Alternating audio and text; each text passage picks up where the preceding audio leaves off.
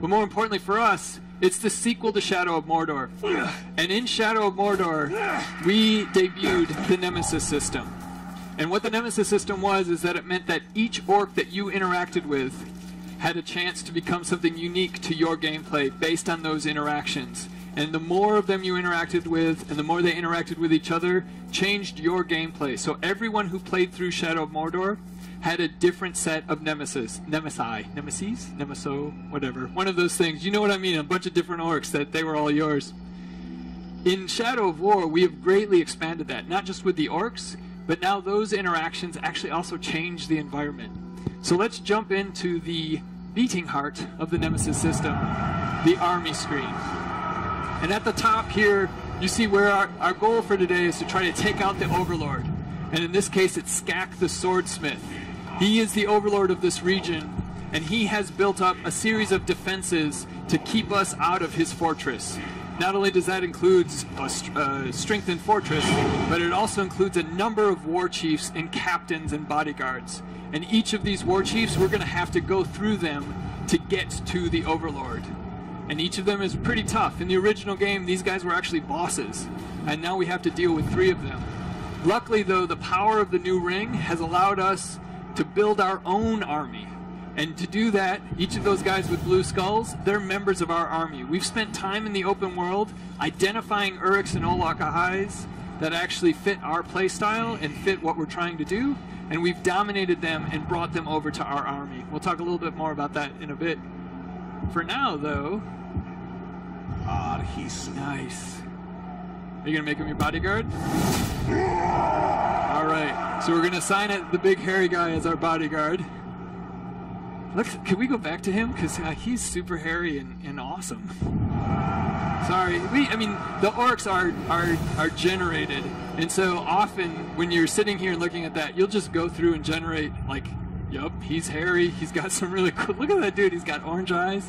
Alright, I love this guy. Alright, so you want to go in and do a fort assault? Yeah, let's do it.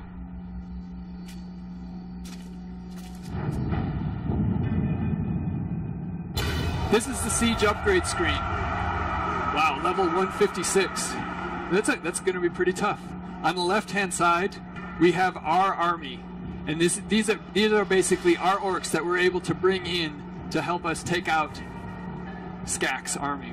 And Skak has brought in with him all of his war chiefs, and each of his war chiefs and Skak himself bring some upgrades to the fortress. In this case, Skak has upgraded the walls to be stone walls from wooden walls, harder to blow up, don't catch fire. Another war chief has brought iron gates, which means we can't go through that front door. There's no way we're going to be able to knock them down. The next war chief has augmented their army with a bunch of savages, so most of their army are going to be those dual-wielding lunatics that are really hard to deal with from the front. And then lastly, this is their... Basically, these are the siege beasts. As we approach each set of walls, we're going to have to deal with these guys dropping giant firebombs on our troops. Luckily, though, each of our... Are you going to add another assault leader? Sweet. So this is how you actually slot. So based on your army, you can slot various assault leaders depending on what you're trying to go up against. And each of those guys will be able to fight in certain ways that'll help you out. On top of that, they each can bring some augment to your team. In this case, we're going to have a war grog. We're going to bring our own artillery in the form of poison siege beasts. We're going to have a bunch more defenders in our army. And finally, a lot more Olak-Ahais to break down those walls. So we've taken a look at the types of things that we're up against. We've filled up our army with folks who are going to help us. Let's sit back and watch Ellie take this thing down.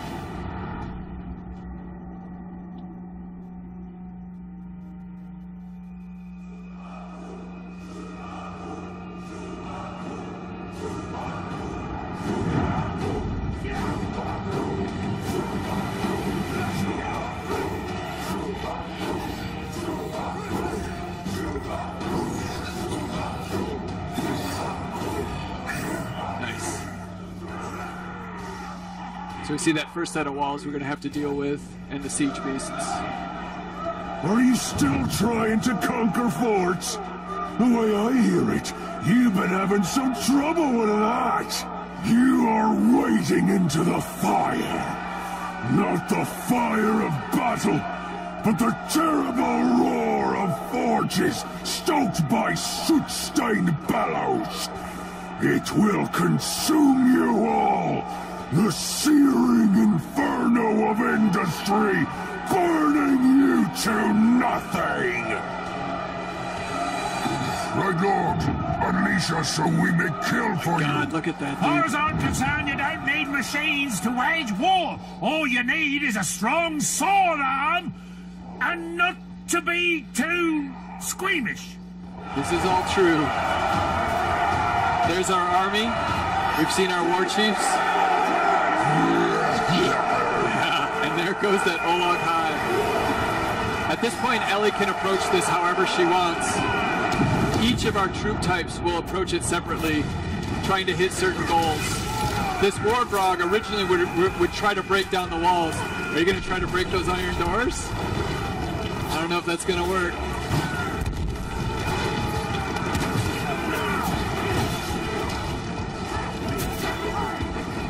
The nice thing about war grogs is that they're actually pretty agile. So we can get in here and start doing some damage.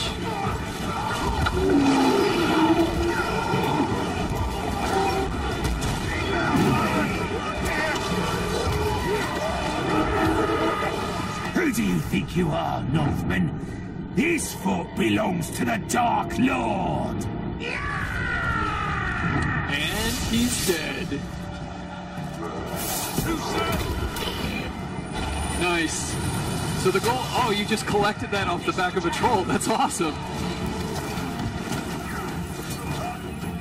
So basically, she just picked up, what did you grab? Yeah, so you grabbed a, did you grab a bow? Right. So by killing, and that's an incredible bow. That's why you picked it up so fast. So one of the things we've done in Shadow of War is we've added a gear and a loot system that allows you to upgrade Talion and basically min-max Talion in ways that you feel best suit your playstyle. In this instance, one of the captains, actually one of the war chiefs, Zathra the Relentless, drops this bow, and it adds a ton to our ranged attack. And I don't know if you haven't noticed it yet, but Ellie's favorite way to play is ranged. It also adds a number of unlock challenges that allows us to upgrade the bow even further. And on top of the bow, you can upgrade armor, you can upgrade cloak, you can upgrade sword, dagger, like you can upgrade the runes on your ring, and each of those upgrades allow you to sort of tailor it to your playstyle. Plus sometimes it can make Talion look really cool.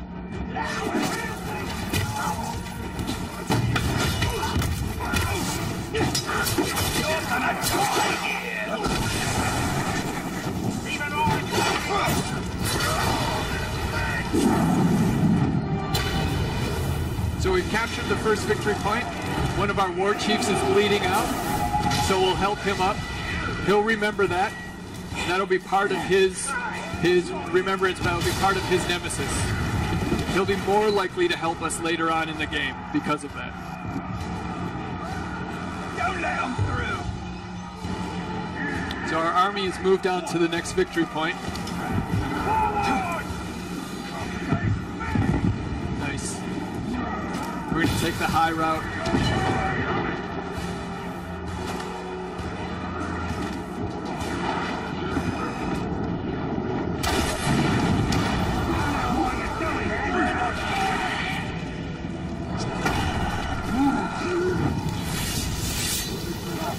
Just taking out captains left and right. Oh.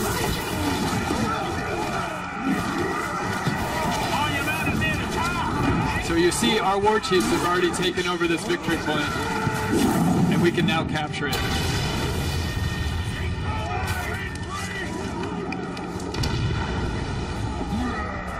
See some mines dropped by an enemy war chief. Our grunts are cleaning up the other grunts. And here's the third victory point.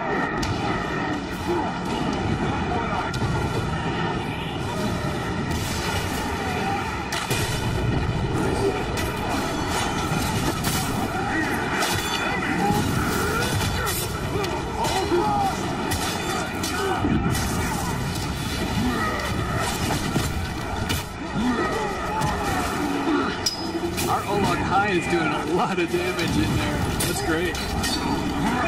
Oh, they've got a tracker dropping traps. Yeah. It's good to take him out. You see he was dropping traps, and if we step on those, they'll lock us down for a minute.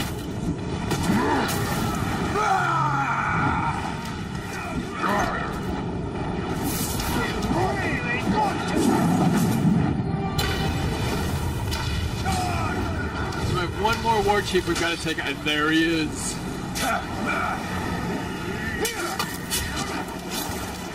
You've worked your way through the ranks, Pigskin, but you're about to learn how an Overlord keeps his throne.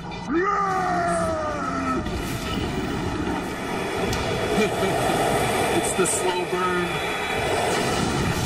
Nice. He was broken, so we were able to dominate him. What do you want to do to this guy? We're done. Shamed. So shaming lowers them in level, which is there's a mechanical reason for that, because you cannot dominate someone higher in level than you. But also it breaks their mind a bit, and he'll remember that later when we meet up with him, if he's not already batshit crazy. So by taking the third victory point, it's actually opened the Overlord lair. And because the Overlord has worked his way up through the ranks, he has basically had a lot of interaction with you and the nemesis system. So he is going to be unique for every single playthrough. So every Overlord lair is going to be unique per playthrough for every person who plays it.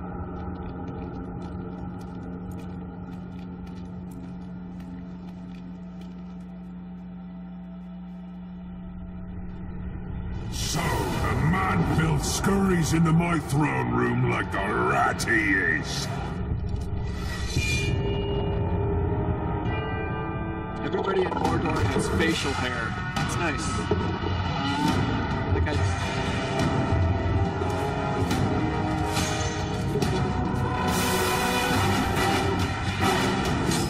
Alright, we have a couple Caragor riders.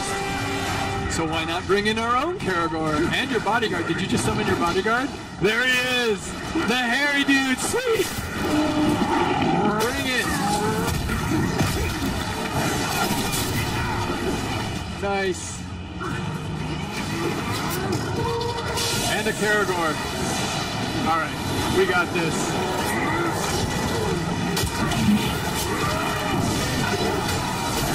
Look at that. Hairy dude's light on fire. Who would have known?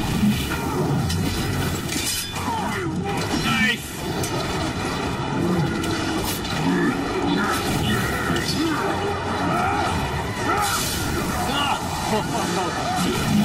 Mounted execution. That was good.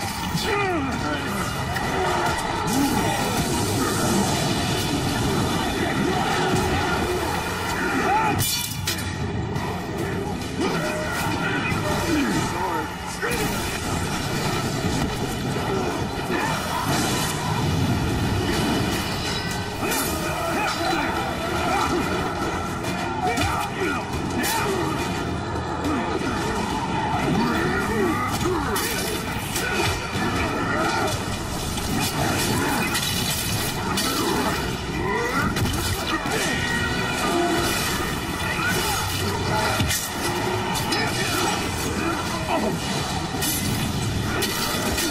He is broken.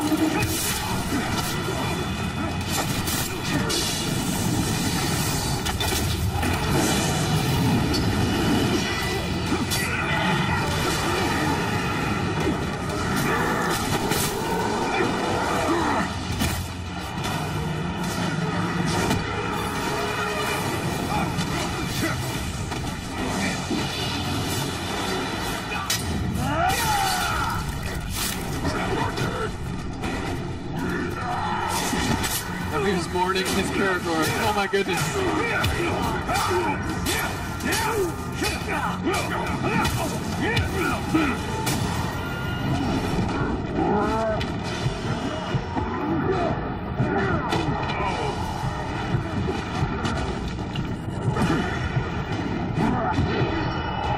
Don't kill seals.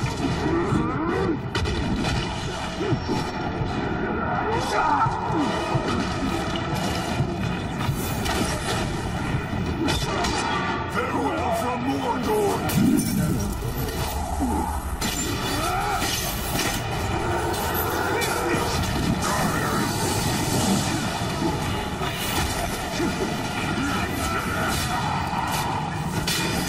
go down, or take you with me, Tark!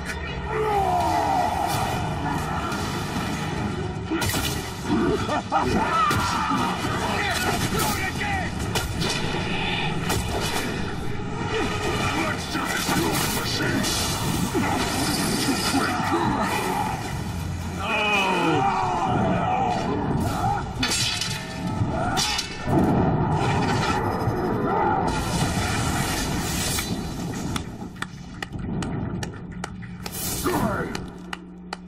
That bodyguard was pretty awesome.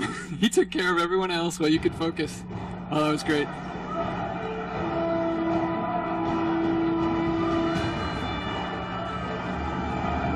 We fought and suffered, but still we stand. There is a new power in Mordor. You! In the days ahead, we will fight other battles and claim other fortresses.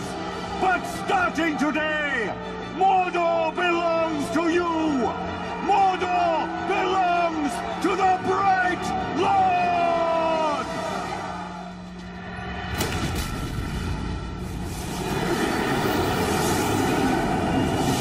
So by defeating the Overlord and capturing the fortress, we have actually taken this region from Sauron. So that's the Mordor map. And we've turned this region blue. It's now ours. We've gotten some XP, we've gotten some Mirian, and then our army picked up the rest of the runes that were dropped. But what's going to happen now is that Sauron's forces are going to want to take this region back. And they're basically going to attack this fortress in the same way that we just did and try to take our guys down. So in order to defend it, we're going to have to put in one of our war chiefs to be the new Overlord. And each of these war chiefs will change. Where's our hairy guy? He needs... Oh, because he's a bodyguard. Oh, hairy guy. Well, you'll have to be our bodyguard for a while. Each of these overlords, or each of the war chiefs, their tribe, their traits affect what happens in the region. The types of missions in the region, the types of loot in the region. So by installing, say, a feral overlord, you're going to have a lot more beasts, you're going to have a lot more missions around those types of things. So are we doing feral? Sweet. So your decisions have a lot of repercussions for the types of gameplay you're going to have in this region now. Plus, now you have to defend this fort against Sauron's forces. So sweet. Thank you very much, Ellie. Thank you guys very much. That is the presentation for the day. We appreciate it. You can leave by this door. Thanks, guys. And we still have stream on, right? So stream can actually watch you leave. Wave hi to your mom, dude. There you go. Thank you, guys.